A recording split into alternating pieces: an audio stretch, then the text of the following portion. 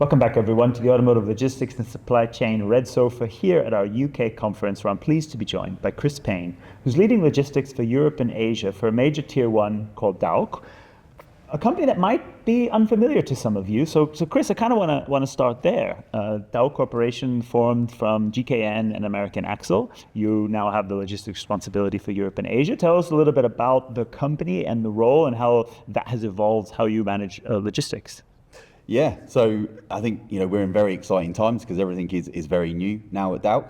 As you say, it was a coming together of American Axle and GKN Automotive, and overnight that doubled the business, and at the same time doubled the logistics activity as well.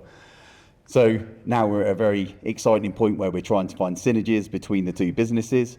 We're trying to understand and work together to understand ways of working, processes, the different carrier bases that we had, which was actually very different, which was surprising, but also good. And then trying to focus on what is the best class that we can provide as a supply chain team and a support function from the logistics activity. So that's the real focus at the moment, and of course costs. There's Right. Everybody identifies that there's money to be saved, and so that's the number one focus that we're pushing on at the moment. But that's not only from trying to drive down costs with carriers that we have. That's also how can we consolidate business together. Creating BCNs, milk runs, in the different ways of working. So there's lots of opportunities, there's lots to learn, and exciting times. Absolutely. Well, as you say, I mean, of course, cost would be a focus. A merger would look for synergies and those opportunities. Yeah. But exactly what you said, the sort of network design opportunity. Now you have complementary supply chains where there's opportunities to consolidate and synergize there. Yeah, that's it. And that doesn't have to be restricted to how we both work at the moment. Right. So the idea is have a look at what do we need going forward. Do we have it within the networks that we're bringing together, or do we need to look outside? There's so many developments, especially with AI and the continuous rapid progress that we see with that. So what can we bring into the business, and what do we need for the next 2, 3, 4, 5 years? So that's the main focus. You joined us for a session where we talked about how we should rethink risk in the supply chain in this age of volatility. Of course, one of the ways, as you just outlined, is through the new formation. But what do you see as other practical steps you and your teams are taking to manage and mitigate risk in the supply chain despite these ongoing disruptions?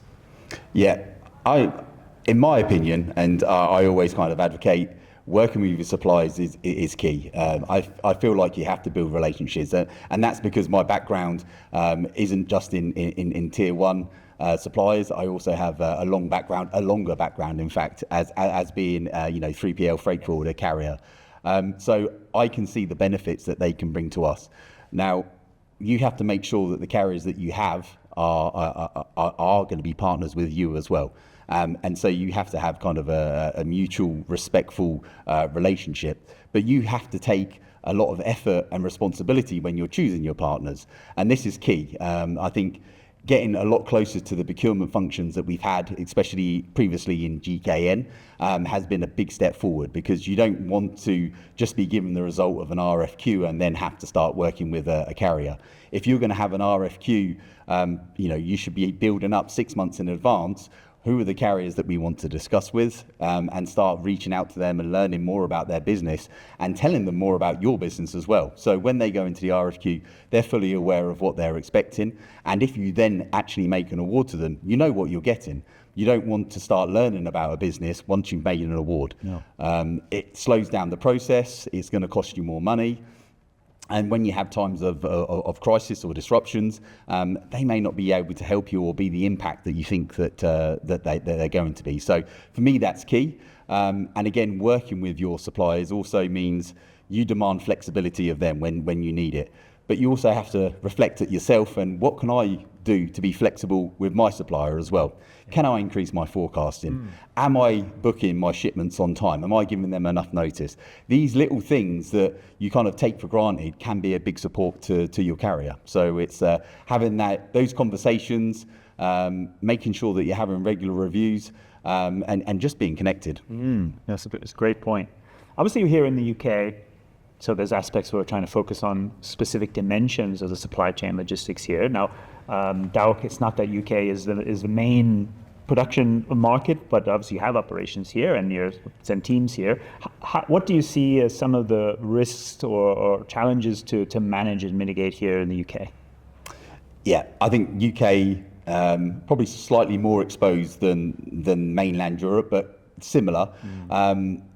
And one of the biggest problems, of course, is the increase in demand that's now coming into the logistics business.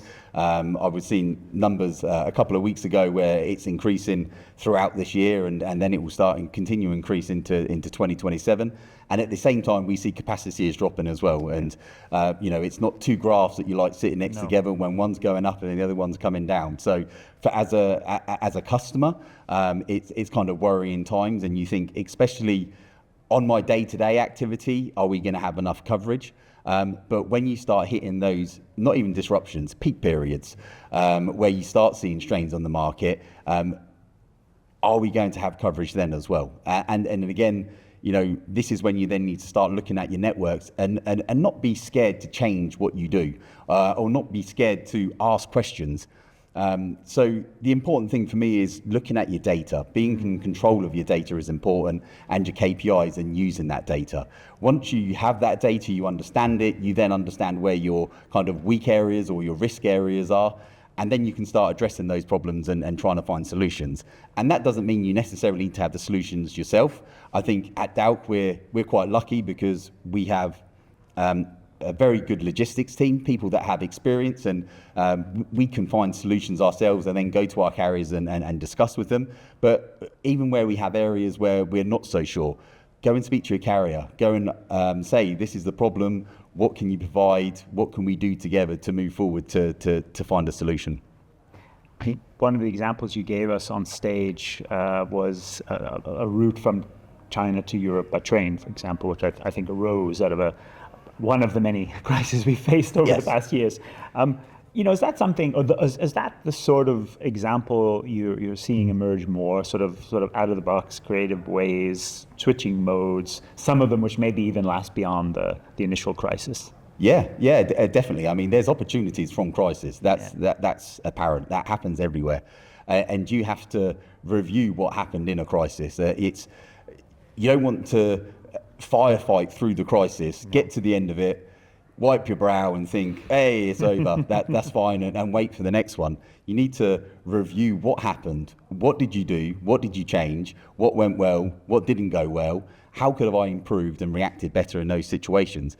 And from that, you can identify perhaps opportunities that you implemented at the time that perhaps one should be a regular way of working, or two could actually be something that you could use for even a short period of time, but definitely something that you could reuse again for other disruptions or crises. So I would really say to everyone, review what you've done and make sure it's thorough. Don't just go through the process. Make sure you fully understand what happened. Absolutely. Chris, finally, we've been talking here and on stage about risks and how to manage that. You've alluded to this somewhat, but what would you point to as the real opportunities that you see now in the supply chain? In the supply chain, if we're looking at Dauch alone, the opportunities are we have this new playground of logistics that we can now start looking into and trying to perfect and learn from each other. I think definitely the understanding that we have at the moment, there's different ways of working that we both have. Some you question, some you don't quite understand yet, and these are the things that we need to bring together, understand what we're doing, and then start creating this new network going forward. So that's the big opportunities for us in-house, but also external to that, we can't forget the powers of AI developing rapidly all the time. I'm not saying that we should jump in with 2 feet and commit, but have to monitor the situations that are happening and the availability, the platforms that are improving, and working out how does that fit into my network. Does that fit now? Does that fit in 1 year, 2 years? And kind of making that plan to move forward. Absolutely. So there's a lot there on the horizon, right? Both internally, externally with technology, and we're looking forward to keeping up with that. Chris, thanks so much for being with us here on the Red Sofa and at Automotive Logistics and Supply Chain UK. It's great to have you here. Perfect. Thank you very much for the opportunity. And as ever, thank you for following us here. Watch out more on LinkedIn at Automotive Logistics, more highlights from the session that Chris was at, and here, and much more besides from Automotive Logistics and Supply Chain UK.